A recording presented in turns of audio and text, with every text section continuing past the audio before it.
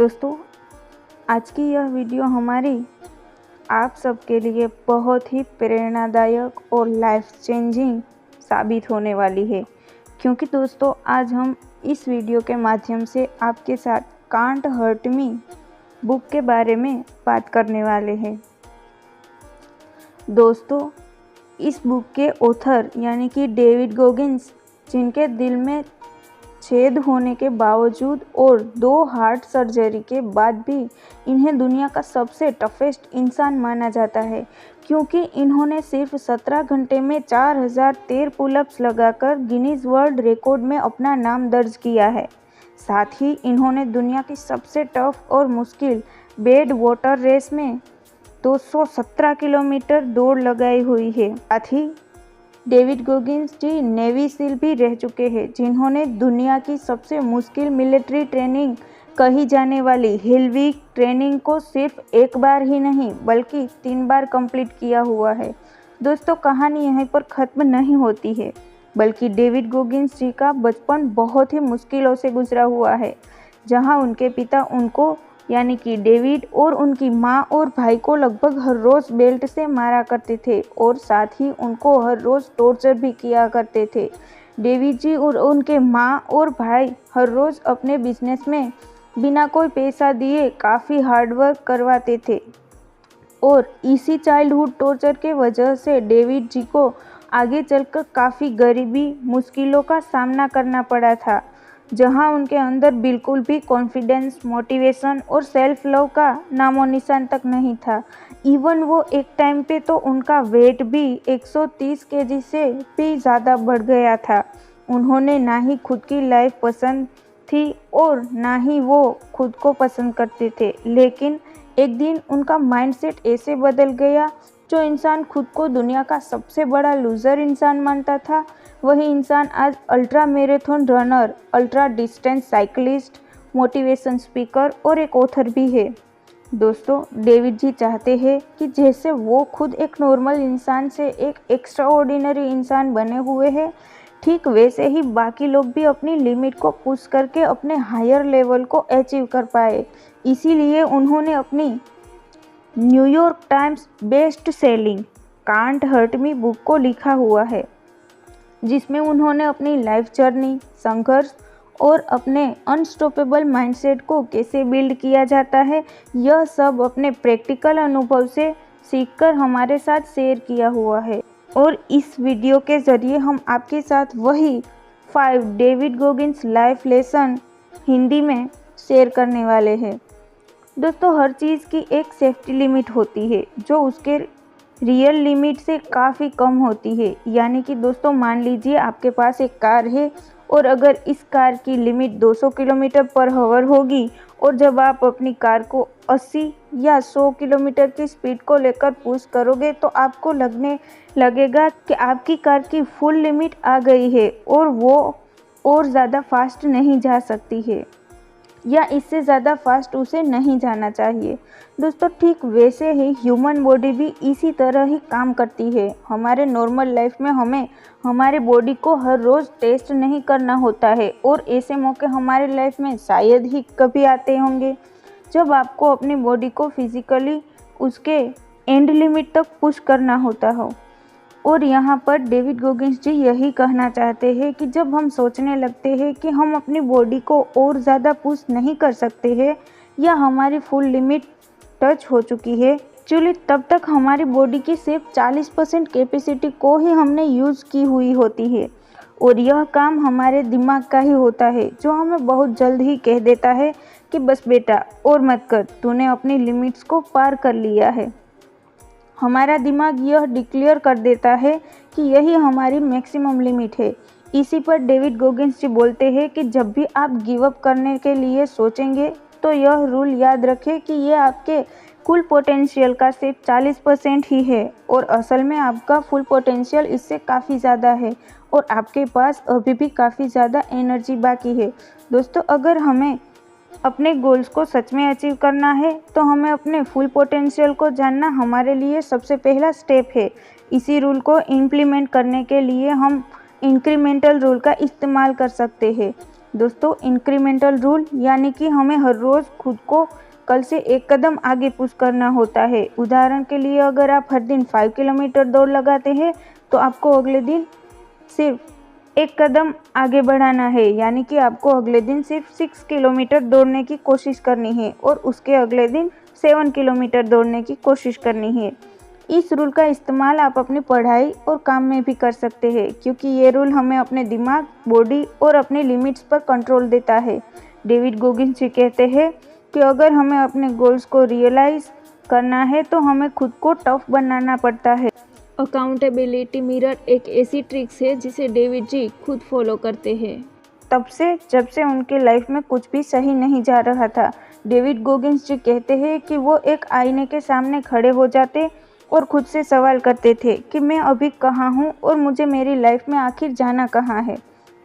और यह एक ऐसा प्रोसेस था जिसमें वो खुद से इमोशनली बात कर पाते थे। कई बार वो खुद पे चिल्लाया करते थे और ऐसे ही खुद से बातें किया करते थे। वह ये जानने के लिए कि आखिर उन्हें अपनी ज़िंदगी में करना क्या है।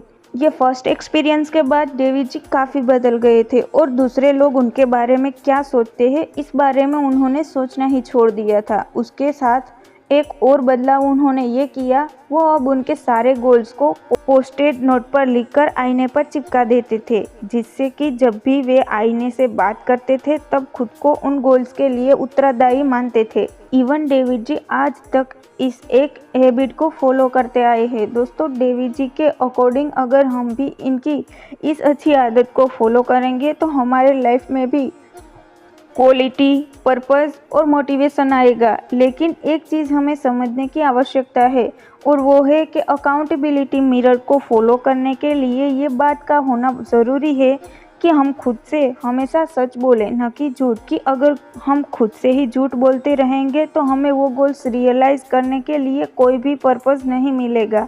इसीलिए रोज़ सुबह आईने के सामने आकर खुद से बात करें और आईने पर अपने लक्ष्य का पोस्टेड नोट्स लगाएं। अपने आप को यह याद दिलाएं कि आप कौन हैं और आपको अपनी लाइफ में आगे कहाँ जाना है और आगे क्या करना है।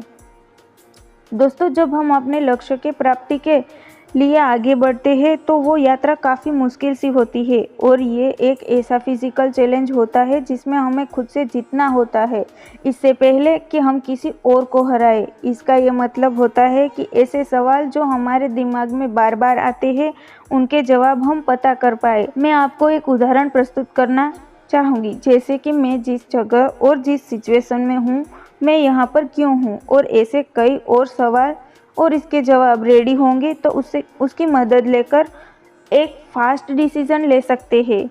ये जानना बहुत ज़रूरी है कि अगर हम किसी चीज़ के लिए लड़ रहे हैं तो क्यों लड़ रहे हैं, और यह भी आपको एक्सपीरियंस करना है कि समय अच्छा हो या बुरा वो बीत ही जाता है, तो उसे खुशी खुशी आते और जाते देखो और ऐसे ही ओवर टाइम में आपका कॉन्फिडेंस बढ़ेगा और आप में एक नई पावर आएगी।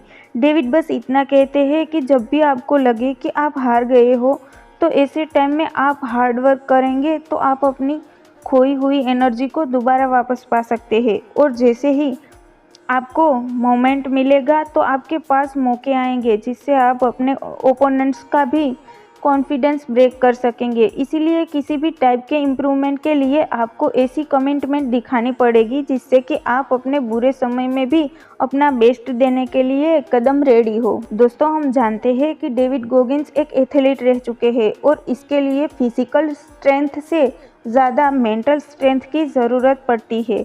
दोस्तों डेविड जी ने भी इसी मंत्र का उपयोग करके अपनी मेंटल स्ट्रेंथ को बिल्ड किया हुआ है। अगर हम कोई भी ऐसा काम करते हैं जिससे हमारी स्क्रीन पर फ्रिक्शन आए तो हमारी स्क्रीन पर टफ हो जाती है, बिल्कुल वैसे ही जैसे जिम में हमारी मसल स्ट्रेंथ टफ हो जाती है। तो दोस्तों हमें हमारे माइंड को भी ठीक ऐसे ही ट्रीट और ट्रेन करना होगा। डेवी जी खुद ऐसी सिचुएशन में थे जहां उनकी बॉडी पर काफ़ी इंजरी थी, लेकिन इसके बावजूद वे अपनी विल पावर से आगे बढ़ते गए। दोस्तों, हमारे माइंड को टफ बनाने का सिर्फ एक ही तरीका है, और वो अपने माइंड का पेनफुल और डिस्कम्फर्टेबल सिचुएशन में डालना है। दोस्तों, जब आप अपने माइंड को पेनफुल और डिस्कम्फर्टेबल सिचुएशन दोगे तो ऐसा भी टाइम आएगा जब आपके माइंड को पेनफुल और डिस्कम्फर्टेबल सिचुएशन की आदत पड़ जाएगी, और उसके बाद तब आपके माइंड को डिस्कम्फर्टेबल सिचुएशन से कुछ भी फ़र्क नहीं पड़ेगा और आप उस सिचुएशन को आसानी से हैंडल कर पाओगे। हमें पेन से भागना नहीं चाहिए, बल्कि जानबूझकर पेन को सहना चाहिए। इसका अपने ऊपर इम्प्लीमेंट करना आपके लिए ही फ़ायदेमंद साबित होगा। जैसे जैसे आप अपने लाइफ में पेनफुल और डिस्कम्फर्टेबल सिचुएशन को डालते रहेंगे तो आपको पता चल जाएगा कि आप ओवर द टाइम पीरियड ऐसी सिचुएशन को हैंडल करना सीख गए हैं। डेविड गोगिंस कहते हैं कि हम अभी कैसे भी सिचुएशन से गुजर रहे हो, हमारे अंदर एक कुकी जार होता है। इस कुकी जार से आप ऐसी मेमोरीज और अनुभवों को निकाल पाओगे जो आपको याद दिलाएगी कि ऐसा टाइम जब आपको आपके प्रॉब्लम से लड़कर सफलता हासिल हुई होगी। कुकी जार मेथड को इस्तेमाल करने के लिए को अपने पास्ट के एक्सपीरियंस और सक्सेस और अचीवमेंट की पूरी लिस्ट बनानी होगी। ये लिस्ट आपका एक पर्सनल कुकी जार है। जब आप कोई डिफ़िकल्ट काम को करने जा रहे हो और तब आपका माइंड गिव अप करने के लिए सोच रहा हो, तो आप अपने कुकी जार से एक ऐसा अनुभव निकाल सकते हो जहां से आपको आपकी अचीवमेंट याद आ जाए। इससे आपको और ज़्यादा मोटिवेशन मिलेगी और इस कुकी जार मेथड से आप अपनी पुरानी प्रॉब्लम्स भी याद करेंगे, और वो याद करके आप अपनी करंट की प्रॉब्लम्स को देखेंगे और उसके साथ कंपेयर करेंगे। इससे आपको पता चल जाएगा कि आपकी अभी की प्रॉब्लम्स आपकी पास्ट की प्रॉब्लम्स से कितनी सिमिलर होती है। कोई भी चैलेंज में आपका माइंड कंटिन्यूअसली ये वैल्यूएट करता है कि आप अपने लक्ष्य से कितनी दूर है, और आपके माइंड में इतनी पावर होती है कि वो आपको कन्विंस कर सके कि आप उस काम में कोई ताकत ही नहीं डाले। और अगर आप इस नेगेटिव सोच से जीत सके तो अपना गोल को हासिल कर सकते हैं, भले ही वो गोल आपसे कितना ही दूर क्यों ना हो। आप इस टेक्निक को टालमटोल करने की आदत को दूर करने के लिए भी कर सकते हैं। डेविड गोगिंस जी ने इस मेथड का इस्तेमाल करके बहुत कुछ अचीव किया हुआ है, जिसमें उन्होंने कोई भी ट्रेनिंग नहीं की हुई थी और कोई भी अनुभव नहीं होते हुए भी इन्होंने मैराथन प्रतियोगिता में हिस्सा लिया और उसमें काफ़ी अच्छा प्रदर्शन भी किया हुआ था। इसीलिए डेविड जी कहते हैं कि हमारा माइंड हमें काफ़ी डराता है और अपने पोटेंशियल से लड़ने नहीं देता, लेकिन कुकी जार मेथड को इस्तेमाल करके हम अपनी पास्ट की अचीवमेंट में अपनी फ्यूचर की अचीवमेंट को भी हासिल कर सकते हैं। तो दोस्तों, यही थी can't hurt me book summary Hindi में। आपको कैसी लगी कमेंट करके ज़रूर बताएं।